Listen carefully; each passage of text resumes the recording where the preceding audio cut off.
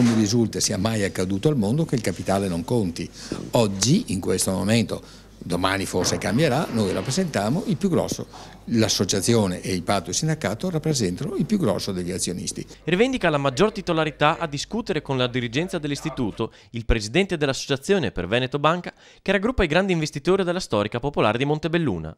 Investitori che all'indomani dei piccoli guidati dall'ex giudice Schiavon oggi hanno voluto fare il punto della situazione, soprattutto a seguito dei 770 milioni di euro persi dalla banca nel 2015. In parte anche legati al rimborso degli azionisti vincolati, ovvero a quelli che avevano sottoscritto il patto di riacquisto al valore di vendita.